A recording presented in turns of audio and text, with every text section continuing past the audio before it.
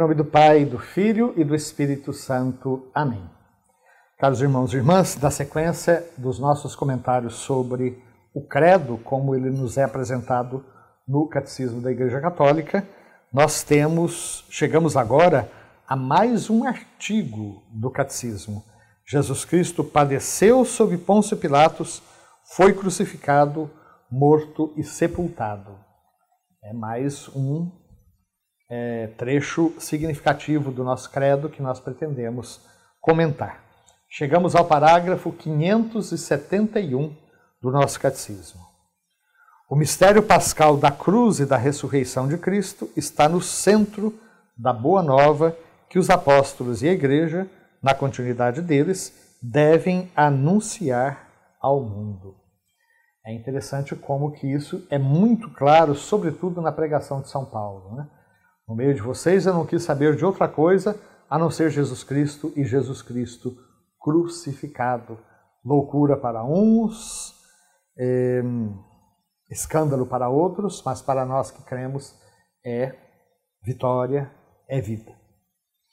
Então, o mistério da cruz e da ressurreição de Jesus estão no centro da boa nova que os apóstolos e, na continuidade dos apóstolos, a igreja, devem anunciar ao mundo. Aliás, falando em boa nova, sabem que a palavra boa nova, em grego, euangelion, né? A boa notícia, evangelho, é basicamente uma criação de São Marcos, né? São Marcos é o primeiro evangelista, é o mais antigo, embora nas nossas Bíblias nós começamos por Mateus, Marcos, Lucas e João, mas os estudiosos já perceberam que Mateus e Lucas dependem em muitos capítulos da narrativa de Marcos. Marcos é o mais antigo, o mais primitivo, digamos assim. E é Marcos que começa justamente falando do começo da Boa Nova, ou do começo do Evangelho de Jesus Cristo, Filho de Deus.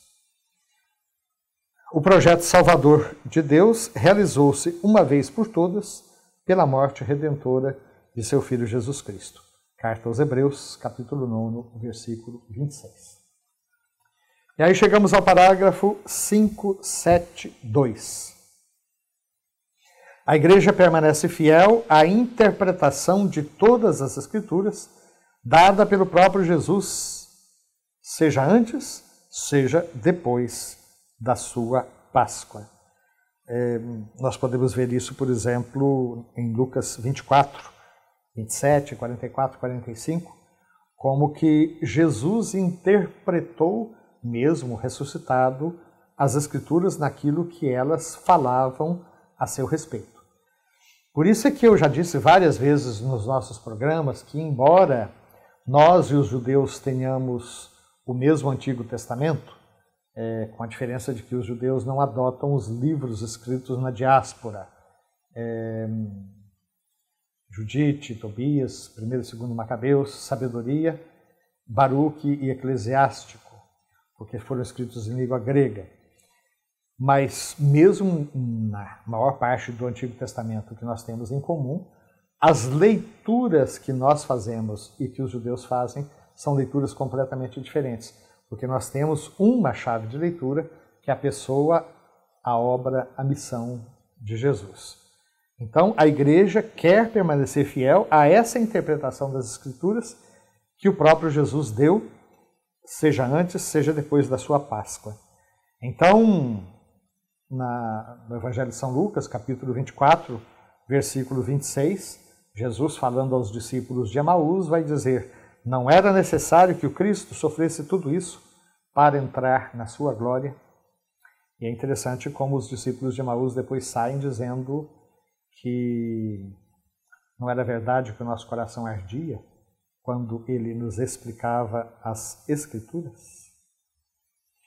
Os sofrimentos de Jesus tomaram sua forma histórica concreta pelo fato de ele ter sido rejeitado pelos anciãos, sumos sacerdotes e escribas.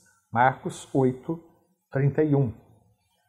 Ou seja, essa rejeição de Jesus da parte das autoridades seu tempo, e é interessante que Jesus foi condenado em 2 tribunais, um tribunal judaico e um tribunal romano.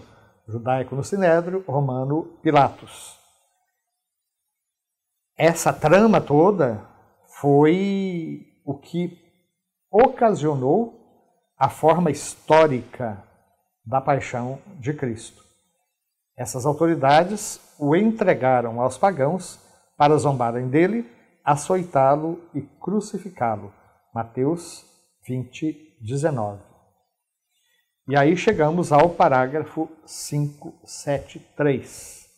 A fé pode, pois, tentar investigar as circunstâncias da morte de Jesus transmitida fielmente pelos evangelhos, como nos diz a Gaudium et Spes, a Constituição Pastoral do Concílio Vaticano II, e iluminadas por outras fontes históricas para melhor compreender o sentido da redenção. Então, se os estudiosos se esforçam para conhecer um pouco mais do Jesus histórico e um pouco mais da história de Jesus, é justamente para melhor compreender o próprio sentido e as nuances da redenção. Por que eu estou falando de Jesus histórico? Os evangelhos não pretendem ser uma biografia de Jesus. Os evangelhos não são crônicas da vida de Jesus. Embora eles narrem fatos acontecidos, discursos, ensinamentos, milagres, os evangelhos foram organizados pelos seus autores, Mateus, Marcos, Lucas e João, organizados com vistas a uma catequese específica. Podemos dizer que os evangelhos são manuais de catequese da comunidade primitiva. De tal maneira que alguns, por exemplo, peguemos São Mateus, ele toma uma série de discursos de Jesus e os agrupa nos capítulos 5, 6 e 7, no chamado Sermão da Montanha. Precisamos pensar que Jesus, uma única vez, subiu a montanha e ali, pá, jogou todo aquele conteúdo. Certamente Jesus ia trazendo seus ensinamentos, um pouquinho aqui, um pouco lá, naquela casa, naquela situação, naquela cidade, porque ele ia de cidade em cidade. E depois os evangelistas vão compilando. Temos listas de milagres, temos listas de parábolas, temos listas de ensinamentos, de frases, e tudo isso compilados de maneira diferente por cada um dos evangelistas, com vistas ao seu projeto catequético comum. De modo que hoje ninguém mais tenta fazer uma biografia de Jesus. É impossível, porque a própria cronologia ela é diferente de um evangelista em um evangelho e outro, né? Por exemplo, São João fala de 3 Páscoas de Jesus. Então Jesus, durante a sua vida pública, que teria durado 3 anos, ele teria ido, como todos os judeus, 3 vezes a Jerusalém, por ocasião da Páscoa. Os evangelhos sinóticos conhecem uma única ida de Jesus. Ele vai uma única ida a Jerusalém e ali ele sofre a paixão. Projetos literários de cada um dos evangelistas com vistas à catequese que eles queriam transmitir. Então a fé pode sim investigar as circunstâncias da morte de Jesus que foram transmitidas pelos evangelhos e inclusive buscar outras fontes históricas para dessa maneira compreender melhor o próprio sentido da redenção.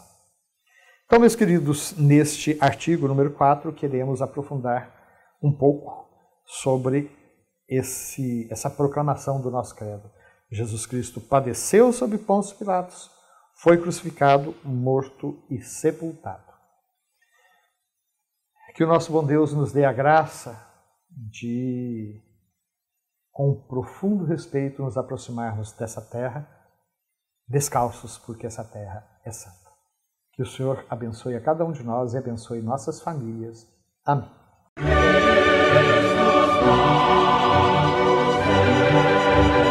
Jesus,